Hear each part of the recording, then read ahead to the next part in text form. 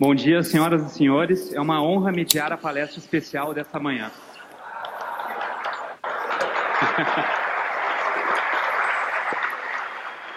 Está no ar? A mentalidade de uma população, aqui, o seu ambiente beleza. cultural e sua atividade intelectual Vocês também. têm profundo impacto sobre a realidade e sobre o grau de desenvolvimento de uma sociedade. O filósofo, escritor e jornalista Olavo de Carvalho há muito tempo vem criticando o ambiente cultural e intelectual brasileiro. Em sua famosa obra O Imbecil Coletivo, Atualidades Inculturais Brasileiras, publicada em 1996, o professor Olavo descreveu o processo de decadência intelectual brasileira, culminando na destruição da alta cultura no país e, consequentemente, na perda daquelas referências que servem de base para as nossas reflexões sobre os problemas e incertezas impostas pela vida. Diante dessa constatação, como poderemos nos tornar uma sociedade mais desenvolvida, próspera e livre? Como não ceder à tentação socializante, ao estatismo, à ampla ingerência do Estado em nossas vidas e à ilusão de que um planejamento centralizado, executado por um grupo de políticos e burocratas, resolverá, como passe de mágica, todos os nossos problemas?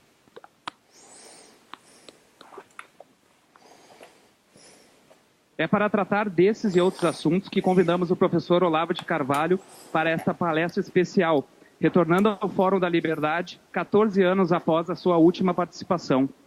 Considerado um dos pensadores mais influentes da atualidade, seu trabalho tem sido apontado, por alguns, estando certos ou errados, como uma das fontes de inspiração do presidente Jair Bolsonaro.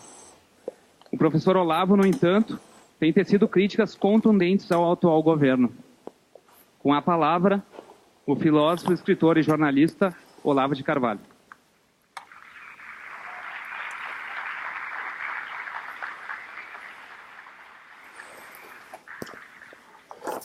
Alô, pessoal, vocês estão me ouvindo direito? Obrigado. Então tá ótimo. Olha, é uma grande satisfação estar aqui de volta ao Fórum da Liberdade. O Fórum da Liberdade foi, durante muitos anos, o único centro de debates onde havia liberdade no Brasil.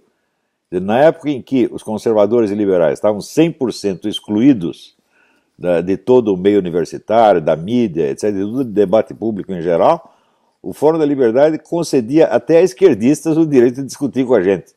Eu me lembro de várias vezes, teve aí o Ciro Gomes, teve o Leonel Brizola, né?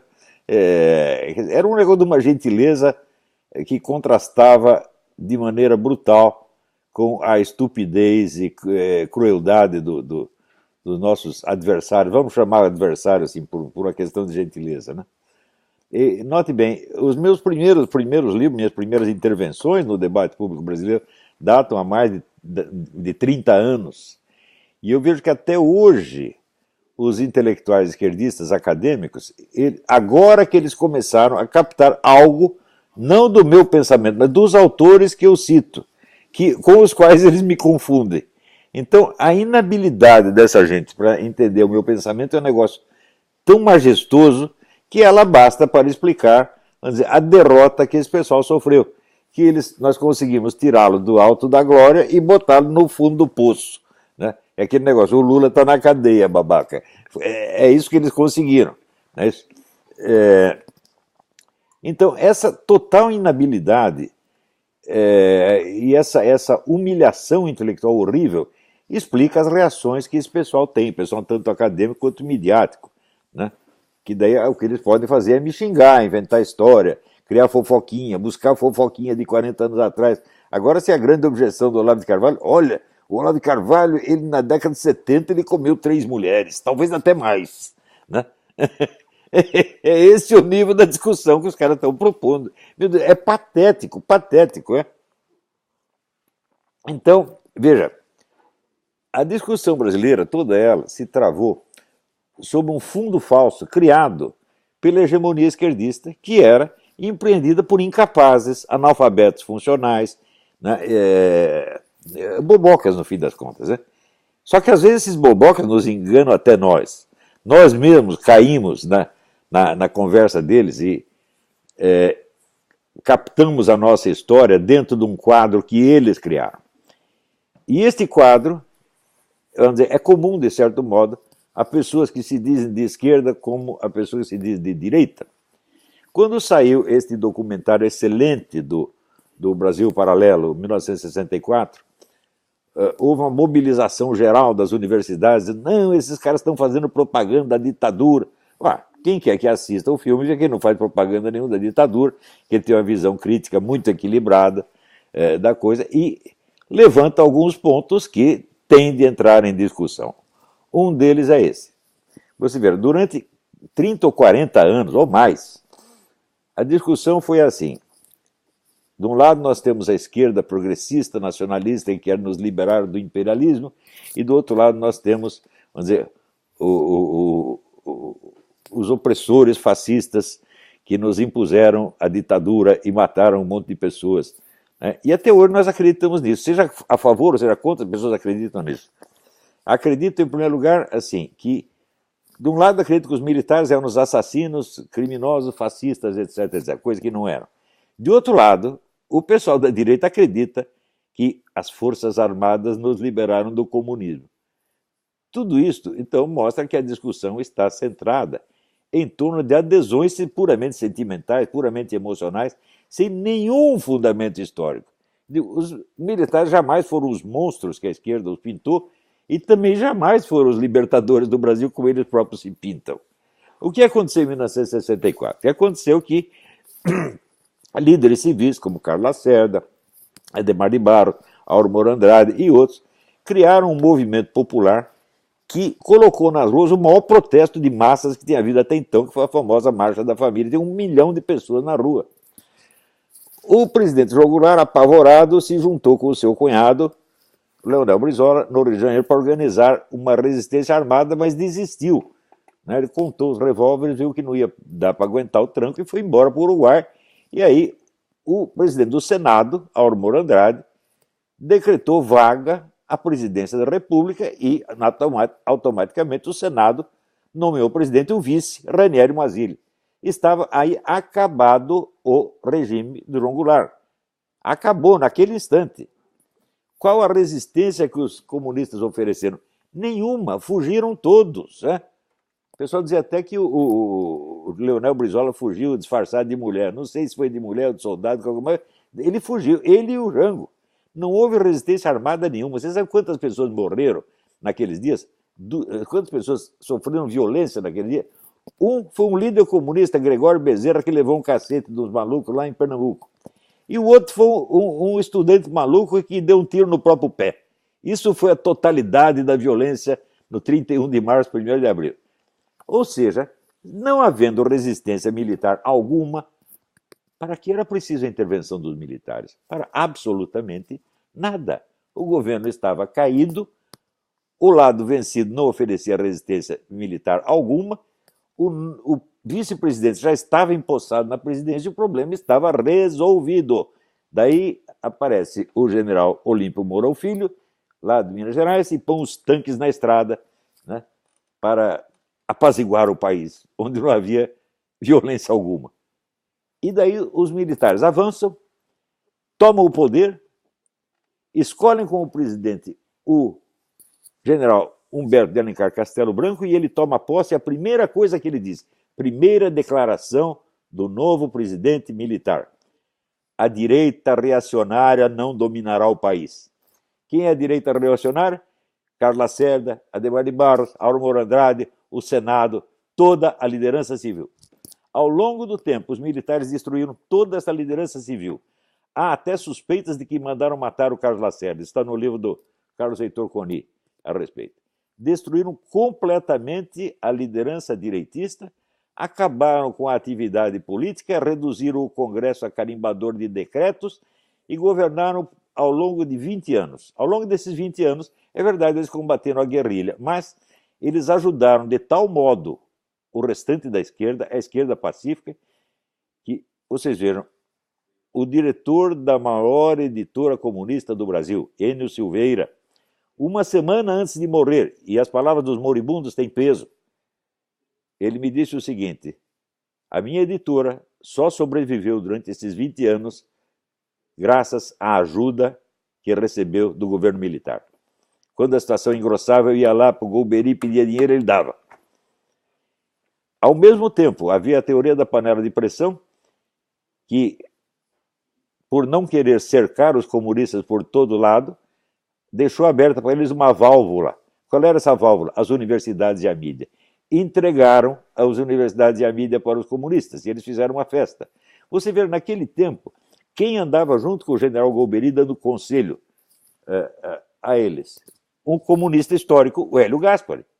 Então, ora, o general Golbery, comparado com o Hélio Gaspari, era apenas um menino. Eu não tenho a menor dúvida de que a influência do Gaspari foi decisiva em cima dele.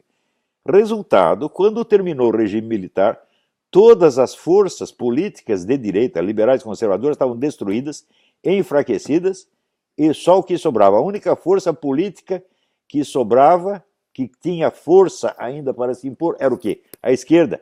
E a esquerda tomou o poder, já com o Fernando Henrique, e assim por diante. A eleição do Collor, que foi feita inteiramente pela Rede Globo, se mostrou, vamos dizer, um artifício político monstruosamente fraco, porque o Collor foi derrubado a cuspidas por causa do caso do Fiat Elba.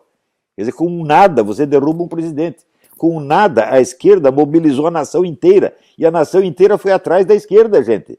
Então, essa era a esquerda que o regime militar tinha criado.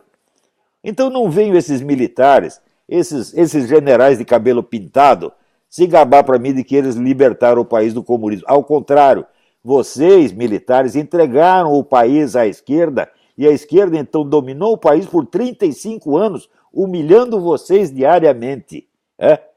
E eu, durante a década de 90, eu ainda fiz várias conferências em entidades militares, o Clube Militar do Rio de Janeiro, o Círculo Militar de Belo Horizonte, a Escola de Comando de Estado-Maior, a Escola de Guerra Naval, etc., etc., mostrando para eles a falsidade da campanha que a mídia estava movendo contra eles. Eu levava para eles as provas de que eles estavam inocentes. E eu dizia, processem esses camaradas, não deixem isso continuar. Mostrem para eles que caluniar as Forças Armadas tem algum preço. Eles nunca fizeram nada. No máximo, faziam uma notinha fiscal, notinha oficial, que era lida pelo comandante e pela mãe dele, e mais ninguém. Então, eles entregaram o país à esquerda desarmada, que nos dominou, nos roubou, nos achincalhou, tá certo? E destruiu o país por 35 anos. Isto é culpa das Forças Armadas. Não acreditem nessa história de que eles são nossos libertadores. Nunca foram. Por que é isso? É muito simples. Qual é a tradição intelectual das nossas Forças Armadas? Elas foram formadas desde o século XIX na mentalidade positivista. Positivista é a filosofia de Augusto Comte, que teve no Brasil mais influência do que em qualquer outro país do mundo. Quando houve a Guerra de 14, o discípulo dileto do Augusto Comte, Émile Chartier, apelidado Alain, escreveu: a causa desta guerra é que o mundo não seguiu o exemplo do Brasil, aderindo ao positivismo. Vocês vejam, então, o entusiasmo que a escola positivista tinha pelo Brasil.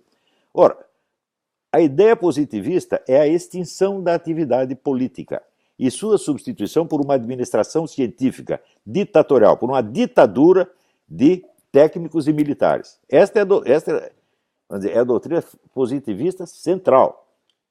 Eliminar, vamos dizer, a discussão política, a liberdade de discussão política, e trocar tudo por concepções técnicas e científicas impostas desde cima por um governo de iluminados. Isto é a tradição central das nossas Forças Armadas.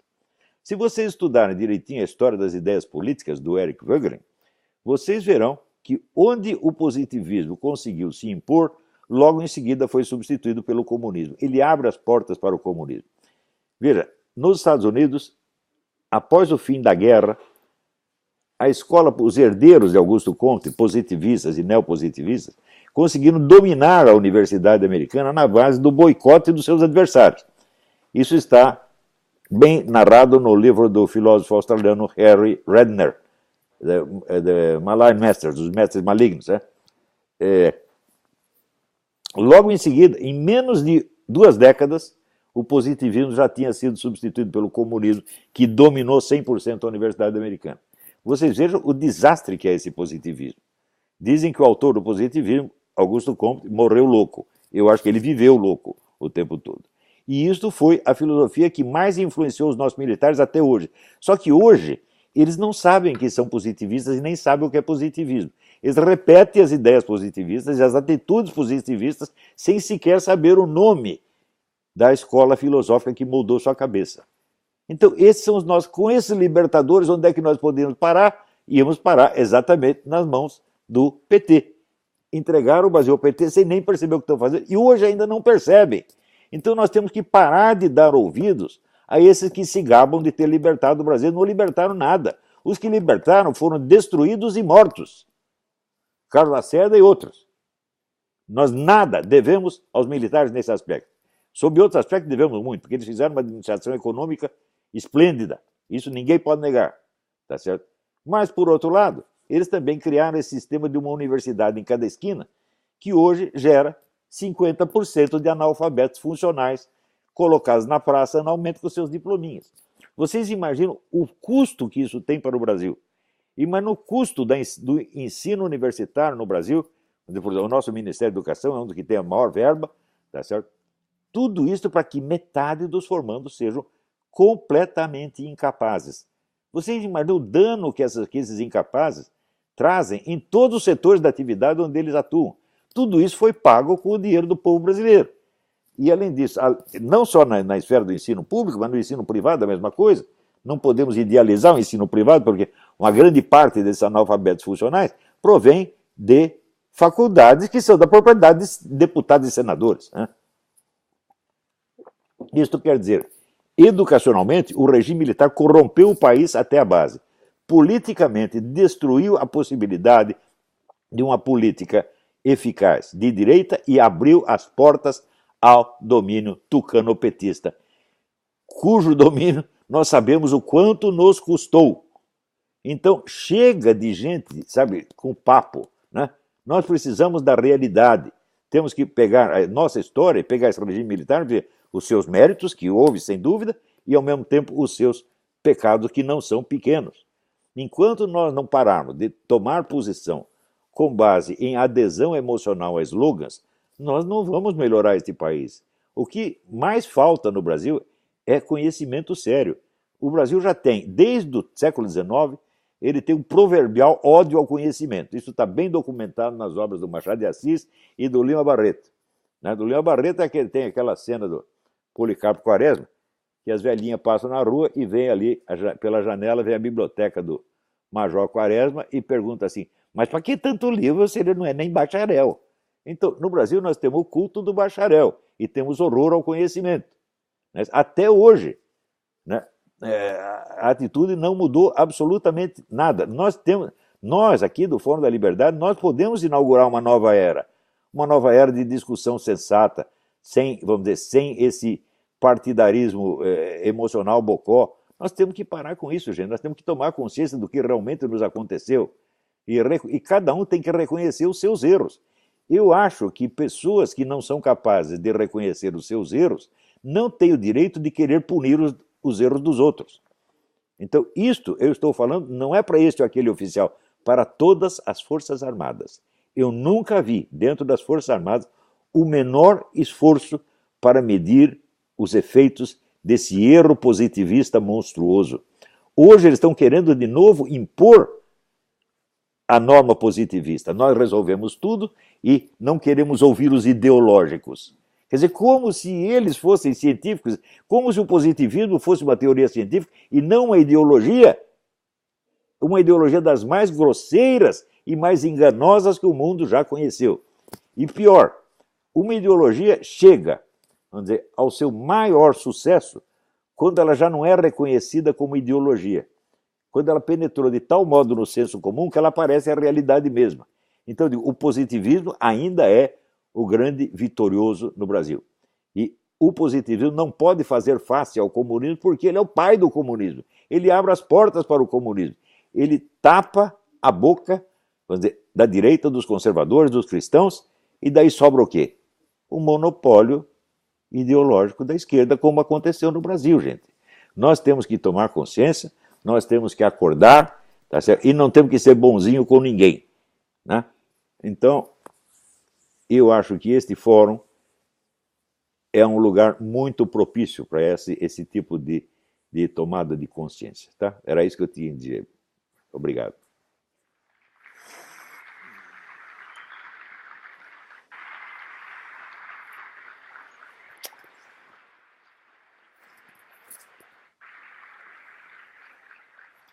Agradecemos a participação inicial do professor Olavo de Carvalho e agora passamos à sessão de perguntas. Lembrando que as perguntas devem ser feitas pelo aplicativo. Professor Olavo, temos uma plateia repleta de jovens, então essa pergunta se faz bem relevante. O senhor foi militante comunista em sua juventude. O que fez o senhor mudar completamente sua orientação ideológica? Olha, em primeiro lugar, não foi nenhuma tomada de consciência ideológica, mas foi a reação moral a algumas condutas que eu vi naquela época.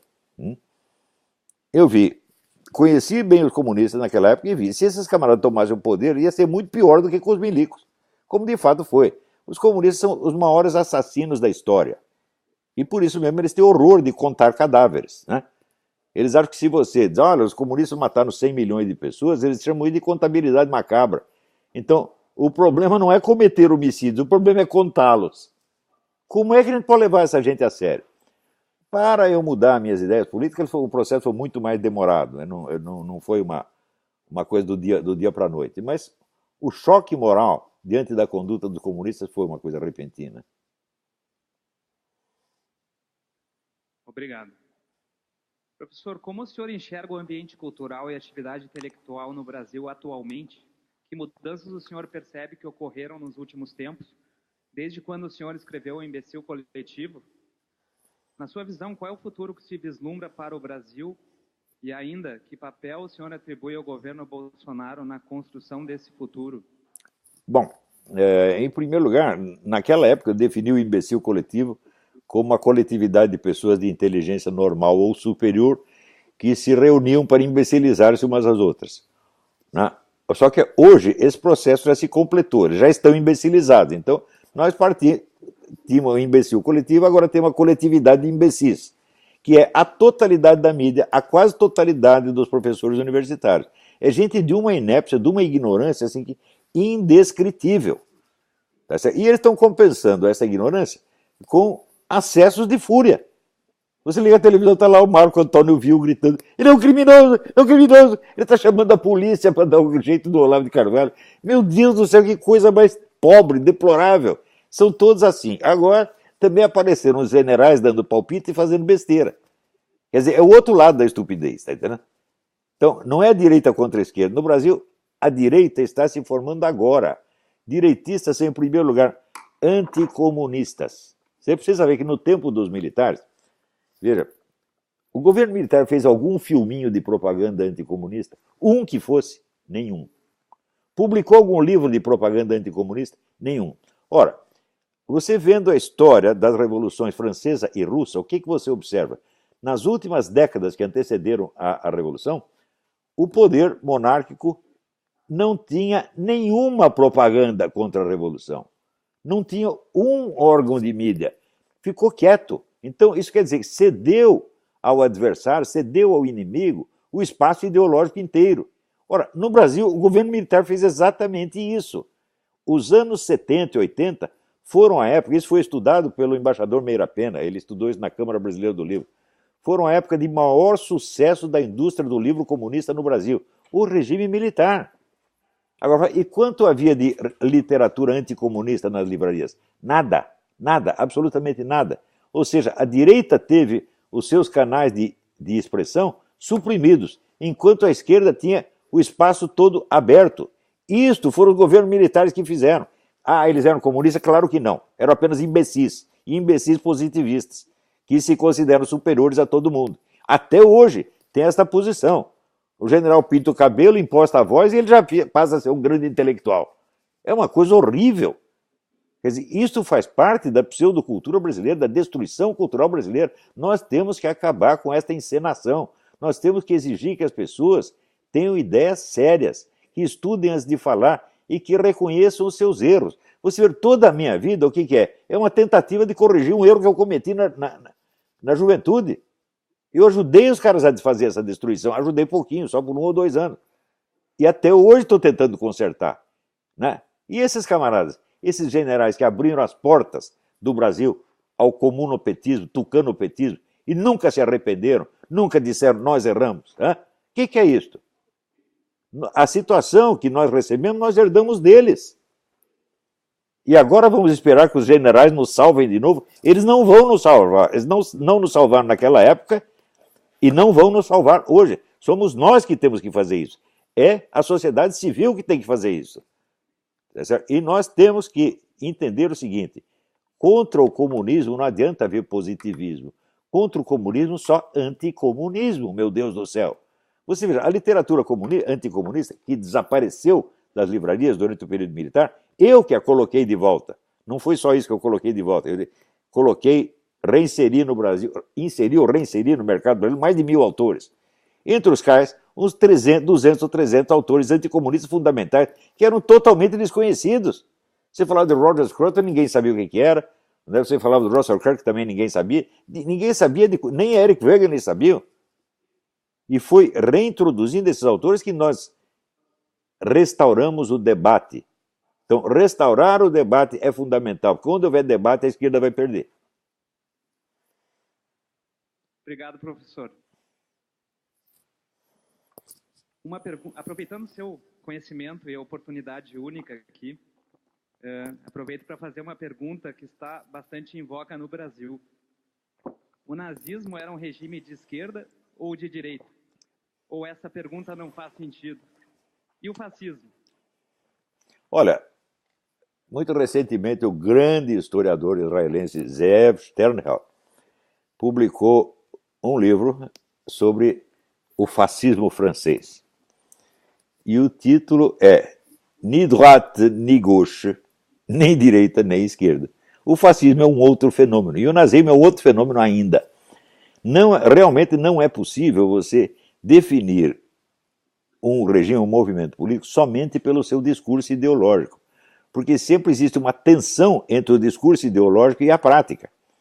Então é muito difícil você dizer, isso aqui é de direita ou de esquerda. Ora, na sua origem, presta atenção, na sua origem o fascismo italiano era evidentemente de esquerda, porque o tópico que criou a discussão da onde nasce o movimento fascista foi o seguinte: a classe social pode ser o agente da Revolução Mundial ou não pode? E alguns teóricos fascistas responderam, não pode, porque não existe proletariado internacional. O proletário, quando sai da sua nação, vai para a nação vizinha, ele não vira um proletário lá, ele vira um lumpenproletário, ele vira um mendigo. Então não há proletariado internacional. Essa tese foi certíssima, foi amplamente confirmada na Guerra de 14, onde os comunistas esperavam que o proletariado internacional ia se voltar contra a burguesia e se recusar a lutar numa guerra imperialista. Aconteceu o contrário. O proletariado das nações foi a parte social mais entusiasticamente nacionalista e patriótica que houve. Então, nesse ponto, os economistas fascistas estavam certos. Então eles disseram, o agente da Revolução Mundial não é o proletariado internacional, mas as nações proletárias. Não se trata de proletariado contra a burguesia, mas nações proletárias contra nações burguesas. Nações exploradas contra nações exploradoras. Quem adotou isso aí depois foi Stalin. Na Segunda Guerra, ele adotou o chamado movimento terceiromundista que ele criou, era inteiramente baseado nisso. Então, o que é a política comunista? Era as nações proletárias contra as nações burguesas. Isso era teoria fascista, meu Deus do céu. Então, a gente tem que contar a história com base nos seus detalhes factuais concretos, não com base em generalizações ideológicas. Então, se você pegar qualquer dessas ideologias, tem elementos de direita e tem elementos de esquerda. Por exemplo, se você pegar, vamos dizer, o culto alemão, vamos dizer, as suas divindades primitivas, divindades vikings, etc, etc. Bom, tudo isso, sob certo aspecto, é conservador, porque está querendo o retorno ao passado. Mas, por outro lado, é revolucionário, porque queria, com este culto nacionalista, destruir o cristianismo. Então, é esquerda e direita ao mesmo tempo. Então, eu acho que não se deve discutir essas coisas só com esses carimbos. A coisa é muito mais complicada. Em todo caso, no mínimo, eu sugiro a vocês a leitura dos livros do Zé Sternhell e, sobretudo, do Emilio Gentile, é um historiador italiano. Não é o Giovanni Gentile. Giovanni Gentile foi um filósofo fascista. Emilio Gentile. E nos Estados Unidos existe o James Gregor, talvez o maior estudioso de fascismo no mundo. Tem que ler essas coisas. Agora, esse pessoal discute baseado no quê? Na propaganda soviética dos anos 40. Ora, hoje em dia nós sabemos, e está mais que provado, a tese do Ernest Toppich, de que a Segunda Guerra foi concebida, planejada com 20 anos de antecedência pelo Stalin e que chegou a seus objetivos, essa tese hoje está amplamente comprovada. Agora, a gente publica isso no Brasil, dá lá nome de 2 ou 3 livros, o pessoal da mídia não lê, e vai ler o quê? Uma resenha que saiu no New York Times contra o livro do Ernest Toppich em 1985. E, essa tese é falsa. Eles não leram os livros, meu Deus do céu. Eu já dei a lista, já tem vários livros sobre isso. Hoje essa tese é irrefutável. Irrefutável. Stalin esperava utilizar os nazistas como tropa de choque, ou como navio quebra-gelo. Os nazistas invadem a Europa toda, destroem as democracias ocidentais, mas esses nazistas são loucos, não vão capazes de administrar nada, então nós vamos atrás, invadimos a Alemanha e tomamos tudo que eles conquistaram. Ué, não foi exatamente isso que Stalin fez? Fez e deu certo. Eu considero Stalin o maior estrategista de todos os tempos. É isso, gente. Obrigado, professor. Aproveitando o tema nazismo, o médico judeu austríaco Viktor Frankl relatou sua experiência de sobrevivência em um campo de concentração no livro Em Busca de Sentido. Conforme um artigo seu, professor, Viktor Frankl, por uma decisão pessoal, entrou no campo de concentração disposto a conservar a integridade de sua alma e dignidade, a não deixar que seu espírito fosse abatido pelos carrascos do seu corpo.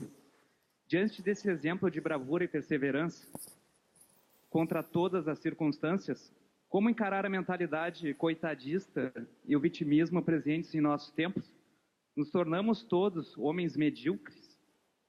Você vê, a história do Viktor Frankl nesse ponto chega a ser maravilhosa, tem um elemento miraculoso ali. Porque ele estava vendo que ele não tinha futuro nem na Alemanha, nem na Áustria, nem em parte alguma, tudo ocupado pelos nazistas, e ele pensava em ir embora para os Estados Unidos. Só que para isso ele teria que deixar ali o pai e a mãe. E um dia ele vê uma sinagoga bombardeada e entre os destroços da sinagoga ele vê uma pedra com o mandamento: honrar pai e mãe. E daí ele decide ficar ali e sofrer junto com o pai e a mãe e foi parar no campo de concentração. E no campo de concentração ele entendeu essa coisa fundamental, que as pessoas que tinham um motivo para viver, ou seja, tinham uma causa, um valor a defender, resistiam melhor à destruição das suas personalidades pela opressão ambiente.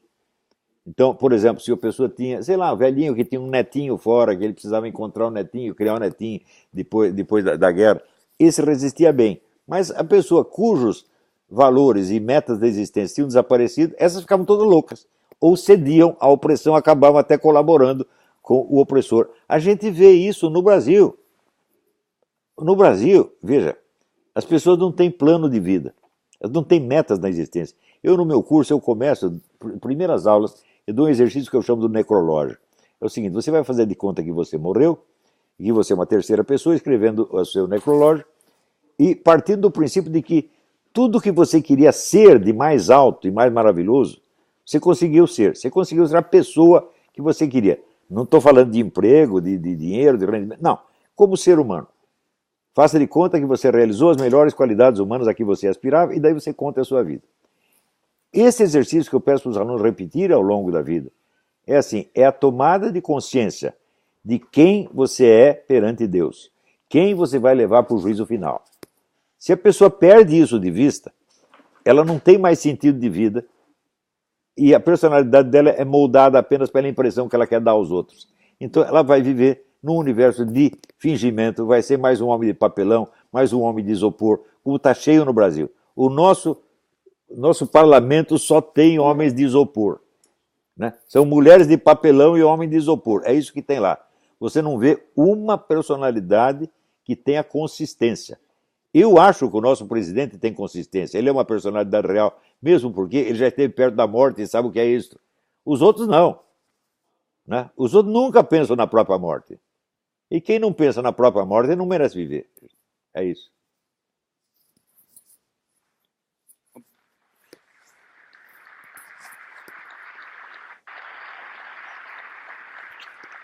Obrigado, professor. Apesar de seu aparente enfraquecimento, os movimentos de esquerda continuam representando uma ameaça à liberdade no Brasil e na América Latina? Além disso, como o senhor enxerga a ascensão de uma esquerda mais radical nos Estados Unidos, liderada por políticos como Ocasio-Cortez e Bernie Sanders? Eles representam uma ameaça real aos valores tradicionais americanos? Bom, então, em primeiro lugar, temos que distinguir o que é hegemonia intelectual e o que é hegemonia cultural. Hegemonia cultural é que o sujeito é o dono das ideias mais eficientes. Ou seja, ele é o dono da linguagem na qual todo mundo tem que se exprimir. Só tem aquela... Seja você quem for, você só consegue falar na linguagem dominante. Esta hegemonia intelectual foi quebrada, foi destruída e eu destruí. Hoje nós temos nossa própria linguagem. Hoje nós não somos dependentes da linguagem que a esquerda nos impôs. Isso aí, essa parte eu fiz. Fiz praticamente sozinho. Não vem me falar de Rodrigo Constantino, esses caras que entraram aí com 40 anos de atraso. Ah, não, pelo amor de Deus. Calma, né? Gozação não. Né? Reinaldo Azevedo. O Reinaldo Azevedo ficou sabendo do Foro de São Paulo 7 anos depois do Foro de São Paulo, porque eu contei e ele levou 5 anos para acreditar. Todos esses, né? Outro dia veio um pastor, né?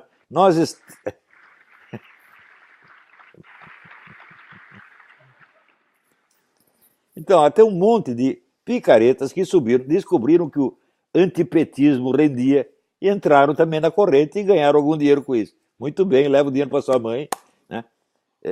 Mas não vem dizer que você é um pioneiro nessa luta. Isso é absolutamente falso. Então, agora, a hegemonia cultural é o controle dos meios de difusão. É o controle das universidades, o controle dos órgãos de mídia e assim por diante.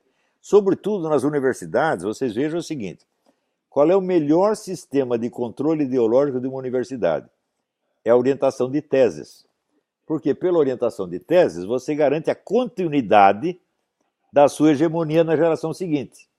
Ora, façam um teste, vocês vejam a lista de teses aprovadas em todas as universidades brasileiras e me digam o seguinte: quantas teses anticomunistas foram ali aprovadas? A resposta é nenhuma. Nenhuma durante 50 anos. Ou seja, o anticomunismo foi proibido no meio universitário brasileiro. 100% proibido. E proibido na mídia. Isso não é brincadeira, gente. Por isso, quando o pessoal falou, temos que lutar contra a doutrinação, eu falei, não, mas o problema não é a doutrinação. A doutrinação não é nem tanta. O problema é a total exclusão da opinião adversária. É um problema de censura. Então tinha que ser universidade sem censura. Não é sem doutrinação. Doutrinação é cada um que expressa a doutrina que queira. Isso não é um grande problema. O problema é o controle hegemônico. É o controle, né, tipo censura. Isso aconteceu durante 50 anos e acontece ainda.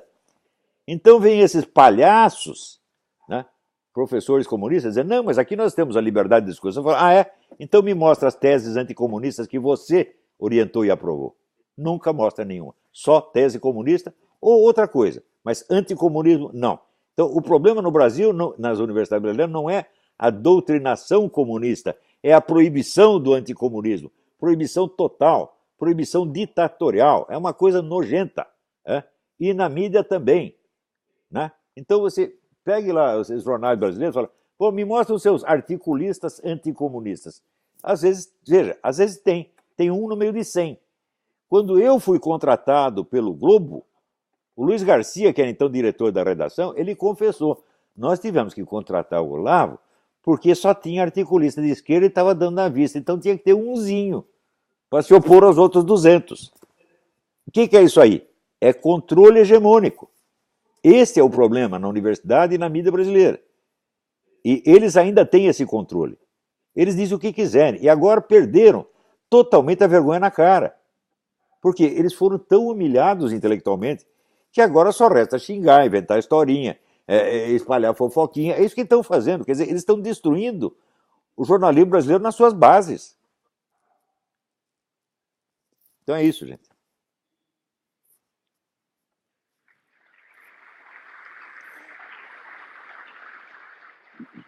Obrigado, professor. Professor, evoluímos materialmente, mas involuímos moralmente como civilização? O senhor crê que estamos passando por um processo de degeneração da civilização ocidental, tal como apontado pelo historiador escocês Neil Ferguson? Bom, em parte sim. É muito difícil você traçar perfil de ascensão e decadência de maneira unívoca. Sempre quando uma coisa está decaindo, uma outra coisa está ascendendo, está melhorando. Porque as pessoas têm uma ideia muito errada da civilização ocidental quando elas imaginam assim: na Idade Média era todo mundo cristão, a igreja dominava tudo, e depois veio o materialismo, acabou com tudo. Você sabe quanto era a frequência às igrejas na Idade Média? 3 ou 4% da população. E as pessoas iam na igreja, eles ficavam comendo, bebendo, conversando. Ou seja, ao longo do tempo, na Idade Moderna, era tão malfadada a Idade Moderna, a afluência às igrejas melhorou muito, a conduta dos cristãos na igreja melhorou muito. Então, você tem uma decadência por um lado e tem uma ascensão por outro. Isso tudo é um processo dialético que a gente precisa medir assim, com muito cuidado. Eu vejo, por exemplo, se você pegasse discussões como essas que nós estamos tendo aqui e que tem no mundo inteiro, o que mostra isso? Mostra uma tomada de consciência, portanto, uma ascensão da inteligência humana. Ao mesmo tempo, nas universidades, na mídia, você vê a degradação total. Não é isso? Então, eu não acredito nessas teorias cíclicas. Outro dia teve um idiota que diz que eu subscrevo a teoria cíclica do René Guénon. Sempre achei essa teoria uma estupidez, porque não há ciclos unívocos. Onde você vê uma ascensão, você vê uma decadência ao mesmo tempo. Há um choque dialético dessas coisas. Né? Bom, espero que tenham entendido. Obrigado, professor.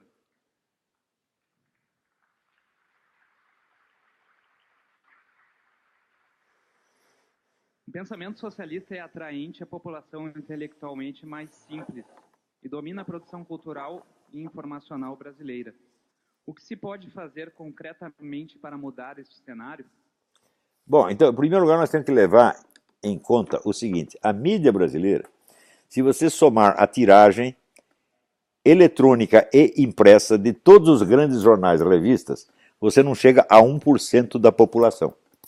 Então isso significa o seguinte: a mídia brasileira é diferente da mídia universal, porque em todo lugar você vê a mídia, vamos dizer, influenciando maciçamente a população. E a mídia brasileira só fala para uma reduzida elite. Então a função da mídia brasileira não é formar a mente das massas, é impedir que as ideias das massas penetrem a elite. Ela é a proteção ideológica da elite.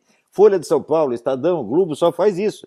Eles só se dirigem à elite, é a conversa interna da elite, e o que se fala fora dali é excluído, é criminoso, etc, etc. Foi assim que eles conseguiram excluir o Bolsonaro durante tanto tempo. Mas acontece o seguinte: eu e o Bolsonaro, nós furamos esse bloqueio. Né? Nas minhas ideias não são necessariamente as dele, mas nós furamos esse bloqueio e o homem está lá na presidência da República, gostem ou não gostem.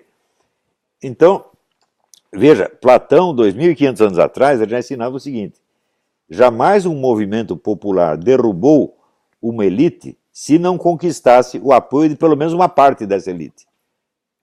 Então, para que serve a mídia brasileira? Para impedir que as ideias populares conquistem uma parte da elite. Você vê que naqueles movimentos populares de 2013, 2015, 2016, o povo estava na rua gritando slogans contra isso e a mídia não reproduzia, a mídia escondia. Para quê? Para não deixar que a elite fique na incerteza. Estão entendendo? Então, vamos dizer, a elite brasileira é enormemente poderosa. Aquilo que o Raimundo Fauro chamava de estamento burocrático, que são aqueles camaradas que acham que o Estado é deles, né? Eles ainda estão no poder. E muitos que subiram na vida, levados pelos movimentos populares, não queriam destruir o estamento burocrático, mas queriam apenas fazer parte dele e já estão fazendo parte. Isso não pode acontecer. Nós temos que criar lideranças populares que não entrem no processo eleitoral, que estejam arraigadas no fundo da sociedade. Os comunistas sempre souberam isso. Ora, se o comunista fazia, por exemplo, um líder sindical, e o líder sindical se candidatava a deputado, sabe o que eles faziam? Expulsavam do partido.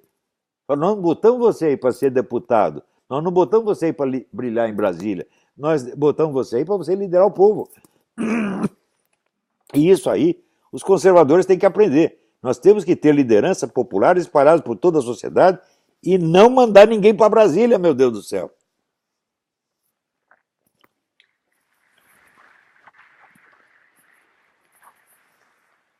Obrigado, professor. A próxima pergunta, de novo, dada a presença de muitos jovens aqui. Como o senhor poderia explicar didaticamente o que é o socialismo e por que ele é antiliberal e antidemocrático? O socialismo é uma coisa muito simples. O socialismo é a fusão do poder político com o poder econômico. Você vê que num regime capitalista, se você é perseguido pelo governo, você pode procurar um amigo rico para te ajudar e você ir embora do país. E se você é oprimido por um rico, você pode pedir ajuda ao governo. Agora, no socialismo, os mesmos caras são os donos das duas coisas. Para quem você vai correr? Para quem você vai pedir ajuda? Então, o socialismo é, na sua base, o sistema mais opressivo que alguém já inventou. E pior ainda, o positivismo também é a mesma coisa.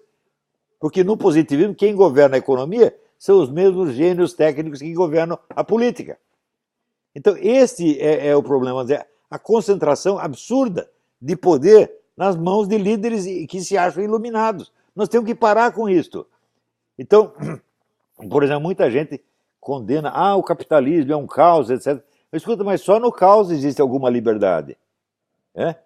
Se você coloca toda a sociedade sob as ordens de um grupo iluminado, pouco interessando que eles se denominem comunistas ou positivistas, ou nem se deem nome nenhum, a liberdade acabou. Para onde você vai correr? E agora que o pessoal quer governo global, diz, legal, governo global. Onde é que eu vou buscar asilo político quando tiver governo global? Eu vou pedir asilo político em Marte, na Lua? Existem nações, as nações não são coisas perfeitas. A própria Bíblia diz, os deuses das nações são demônios, então eu não sou entusiasta pelas entidades nacionais. Mas elas são necessárias para garantir o direito de asilo político. O sujeito arruma um problema com o governo aqui, ele vai para outro lugar. As pessoas vivem fazendo isso. A nossa esquerda, o que fez? Quando se deu 64, eles foram para a França, para a Itália, para a Alemanha, sei lá. E se fosse o governo global, para onde você ia? Obrigado, professor.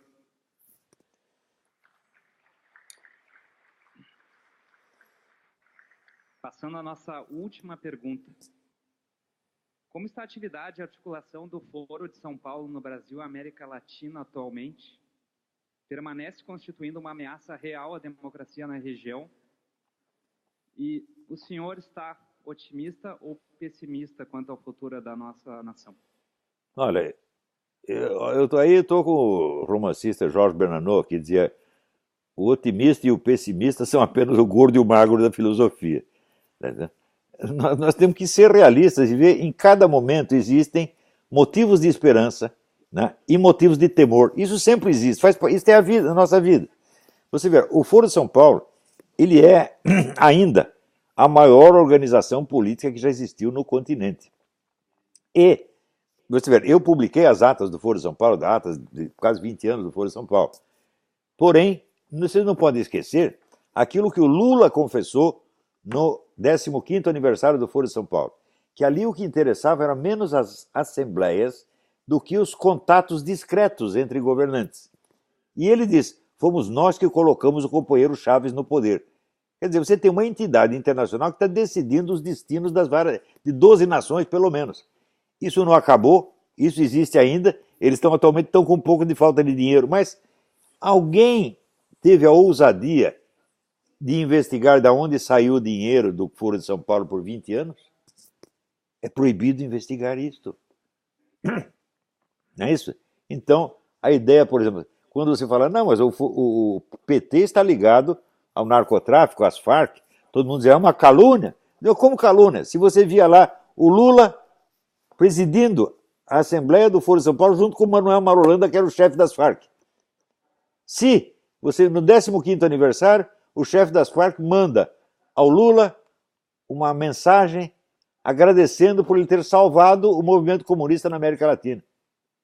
Quer dizer, as ligações são muito íntimas. E a coisa do dinheiro, ninguém sequer investigou. É proibido investigar o dinheiro do Foro de São Paulo. O pessoal fala do BNDES, fala disso, daquilo. E o Foro de São Paulo? É? Nunca vão investigar? Agora a deputada Cristonito, né, que quer fazer a CPI do Foro de São Paulo, tem que fazer mesmo, antes que seja tarde. Então é isso, gente. Essa foi a última pergunta. Eu agradeço muito a todos vocês. Estou muito contente de estar de volta aqui ao Fórum da Liberdade, cuja história, né, é uma história muito honrosa, né, e que fez tanto bem ao Brasil. Tá bom? Obrigado a todos.